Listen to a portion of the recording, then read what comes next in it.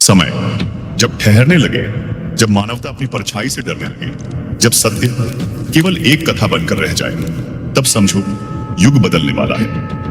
हजारों वर्षों से राशियों ने बताया था, जब अधर्म अपनी सीमा लांघेगा, तब एक शक्ति अवतरित होगी जो न केवल अंत लाएगी बल्कि आरंभ होगी। यह है कलयुग, जहां मनुष्य देवता नहीं खुद भगवान बन बैठा है, जहां सत्य बिक चुका है और धर्म सिर्फ किताबों में कैद है। धन के लिए बहाया जा रहा है, सत्ता के लिए विश्वास कुचला जा रहा है और आत्मा किसी को याद भी नहीं। पृथ्वी रो रही है, नदियां काली हो चुकी हैं और आकाश मौन है। कलयुग का अंधकार फैल चुका है। धर्म मर रहा है और अधर्म ने संसार को घेर लिया। कृष्ण के प्रस्थान के बाद दुनिया चमकी, पर वही चमक धीरे धीरे झर में बदलने लगी। शहर बढ़े, व्यापार बढ़ा, लेकिन मनुष्य का मन खाली होने लगा। रिश्ते टूटते गए, परिवार बिखरते तुमने गए। ऐसा क्यों किया? चुप रहो तुम। लोग अपनी ही स्क्रीन और मशीनों में खो गए। अपराध बढ़ने लगे, प्रकृति इंसान से दूर गई। कहीं भूकंप, कहीं सुनामी, कहीं महामारी। समाज धीरे धीरे अंधकार में डूबने लगा और लोगों को लगने लगा कि यह शायद कलयुग का अंत है। इसी अंधकार में एक नया युग आया, मशीनों का युग। रोबोट इंसानों की जगह लेने लगे। उड़ने वाली कारें, बिना पायलट के विमान, हर काम मशीनों पर निर्भर। सुविधा बढ़ी, लेकिन इंसान आलसी और भावनाहीन होने लगा। लोग मशीनों से रिश्ते बनाने लगे और धीरे धीरे मानव मूल्य खत्म होने लगे। अमीर और अमीर होते गए, गरीब और गरीब। धर्म से दूरी बढ़ी, इंसानियत से दूरी और भी गहरी हुई। यही था कलयुग का असली अंधकार। विष्णु पुराण की भविष्यवाणियां सत्य होने लगी। सूरज कई दिनों तक नहीं दिखाई देता था और जब निकलता था तो लोगों की त्वचा जला देता था। धरती पर सूखा इतनी तेजी से फैला कि अन्न दुर्लभ हो गया। लोग इंसानी मांस तक बेचने लगे। आयु घटकर 25 से 30 साल रह गई थी। छोटी छोटी बच्चियां तक गर्भवती होने लगी। मंदिरों में अधर्म का प्रचार होने लगा और गंगा रक्त से। जब अधर्म अपने चरम पर होगा, जब इंसान धर्म से दूर हो जाएगा, तब ईश्वर स्वयं धरती पर कदम रखेगा। और अब धर्म डगमगा चुका है, सत्य छिप चुका है, अंधकार गहरा रहा है। कृष्ण की कसम पूरी करने वाले हैं कल्कि के रूप में।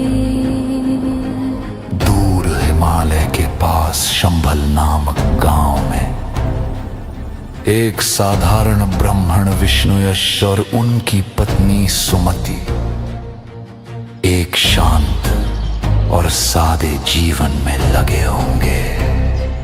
और एक रात जब आकाश विचित्र रोशनी से चमकेगा और हवा में शंख का संगीत गूंजेगा, धरती घुर उठेगी, तब उनके घर एक अद्भुत बालक का जन्म होगा।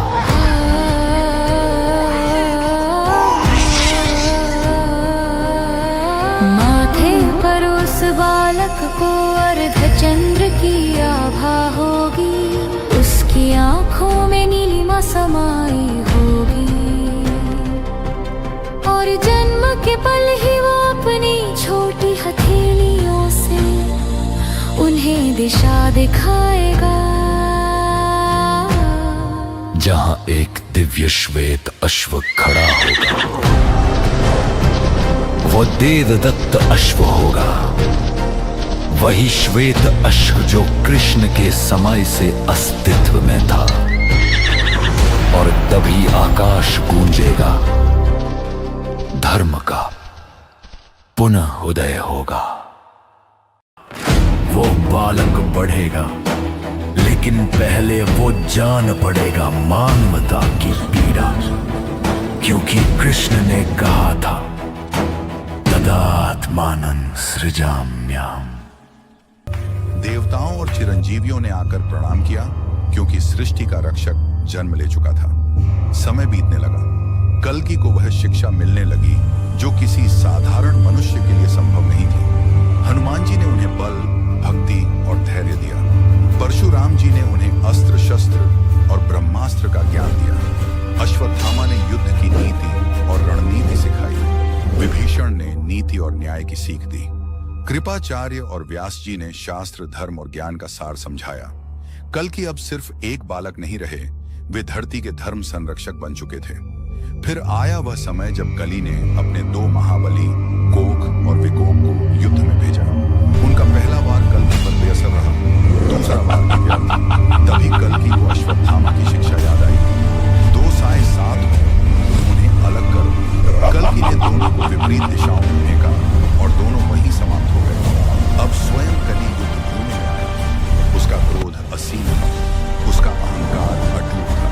उसने कहा, धर्म अब खत्म हो चुका है। कल्कि, मेरा युग अमर है। लेकिन कल्कि की आंखों में दिव्य तेज था।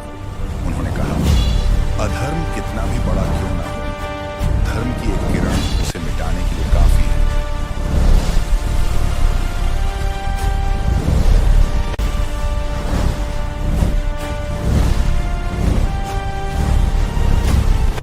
अब ब्रह्मास्त्र चलाओ, समय आ गया है। कल्कि ने ब्रह्मास्त्र छोड़ा, आकाश फट गया, धरती कंपित हो उठी और उसी क्षण कलि नष्ट हो गया। कलयुग समाप्त हुआ, धरती पर प्रकाश लौट आया, धर्म की पुनः स्थापना हुई। इसके बाद कल्कि का विवाह पद्मावती से हुआ और उनसे 2 पुत्र जय और विजय उत्पन्न हुए। सत्य युग का आरंभ हो चुका था।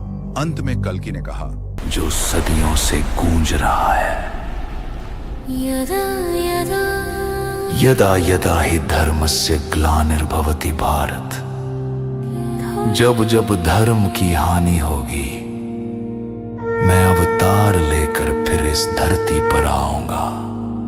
ये श्लोक नहीं, एक कसम थी, ये एक भविष्यवाणी थी।